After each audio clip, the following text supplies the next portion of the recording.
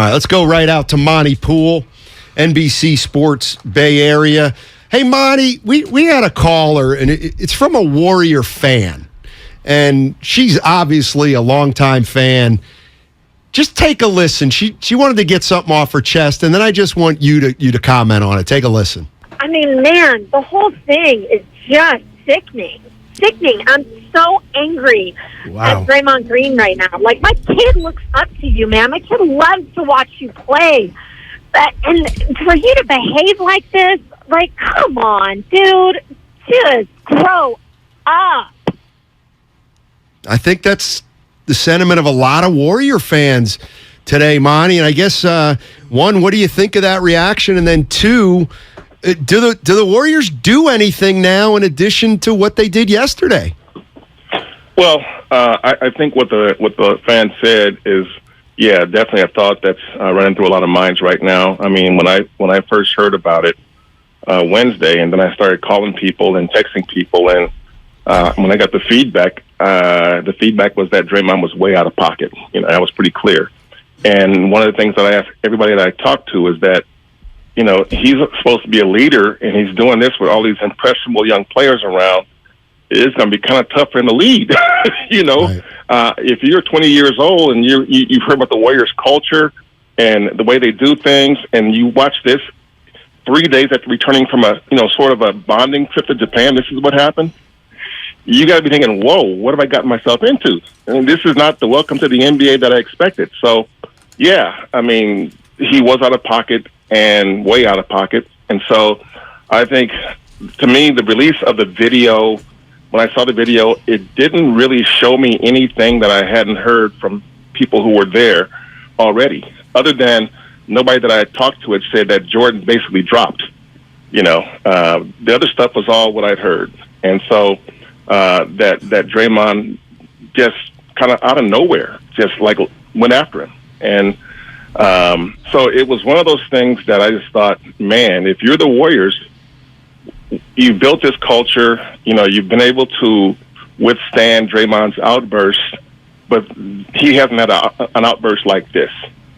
You know, this is not Draymond and KD squabbling on the court. This is not Draymond, you know, bitching out at Steve Kerr at halftime in OKC and trying to get at Steve, not being able to eventually. But this is a player who is 32 years old, realizing that, you know, most of his career is behind him, looking at a player who's supposed to be one of the guys he leads at 22, 23 years old, with most of his career in front of him, and a contract awaiting that could surpass that of Draymond.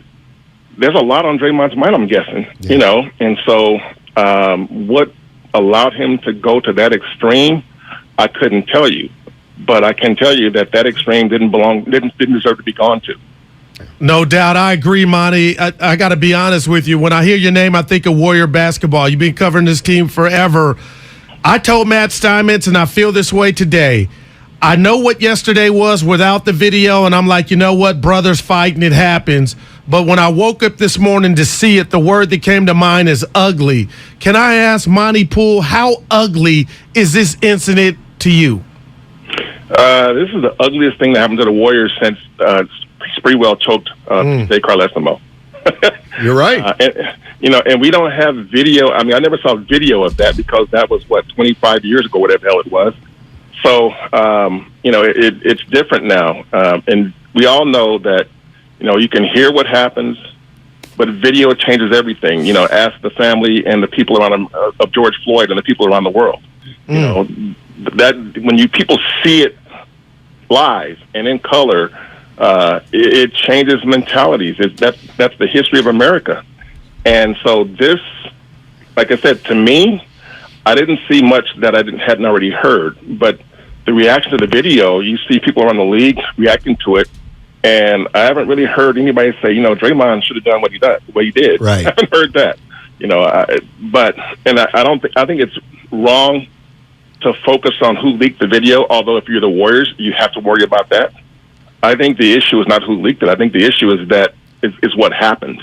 Sure. And sure. And so the leaders of this team, I'm talking about the front office and, whether it's Joe and Kirk Lacob and Bob Myers and Steve Kerr, I mean, they all have to figure out where to go from here, which they've been trying to figure that out for a few days now.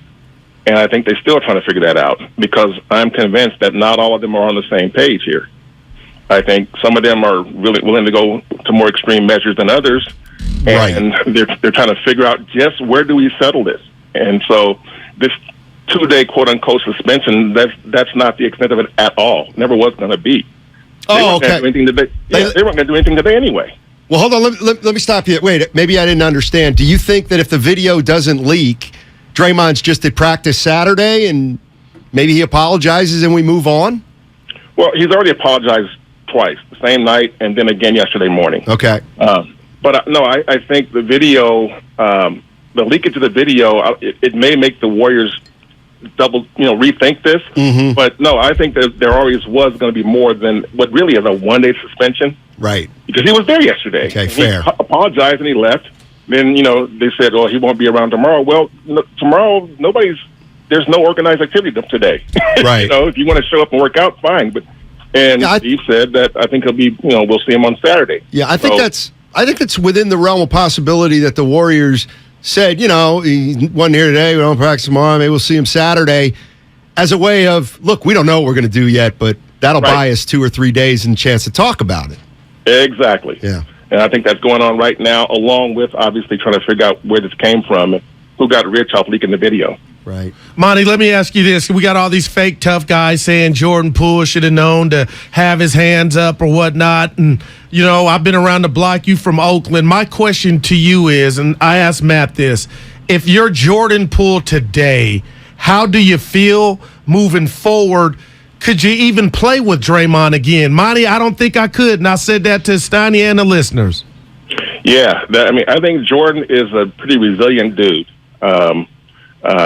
He after this happened, he was still in the gym getting up shots. He was there yesterday in the scrimmage. So I think Jordan can get past this. Now, whether he can get past it with Draymond, that's a whole other issue. Right. As to people saying that Jordan should have been ready for that, I disagree. No doubt. Jordan gave Draymond a push, like get out of my face push. He could not expect Draymond to come back with a haymaker. The kind of punch you see when somebody really wants to crush a face. I agree. He could not have seen that coming. Maybe he thought he'd get pushed back. Maybe he thought Draymond might swing, but nothing like that. I mean, really clobbered him in the face. That they've had squabbles, not just those two, but that happens. Sure. That happens, but with Draymond, when he swung like that, that's a whole different dimension, man. That's not just a squabble between brothers. That's like, yikes, man. You try to really put somebody in the hospital there. Yeah, I agree. I'm just thinking of the Sprewell-Carlesimo thing, if I'm not mistaken, Monty. And it's funny because these are all important things. Carlesimo was down at one end of the court. Sprewell was down at the other. And Carlesimo started walking towards Sprewell. Well, the act of walking towards Sprewell took like 6 seconds, and Spree was saying, "Don't come up on me. Do not come up on me." And PJ didn't stop. So that. But this, I thought, if Draymond really wanted to go at the point where Poole pushed him, that's when you say, "You really want to do this? All right, let's go." But I thought it was kind of cheap.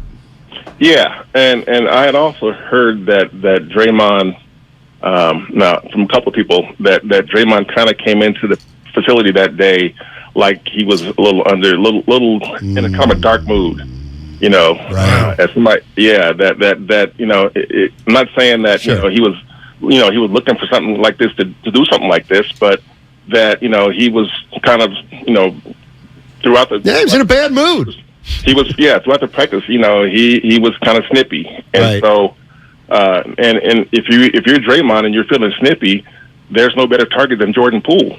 A guy you look at and you realize that he could be getting a contract worth more than what you're making. You're right. And he's a guy that he knows is the future of this franchise when he knows he's not.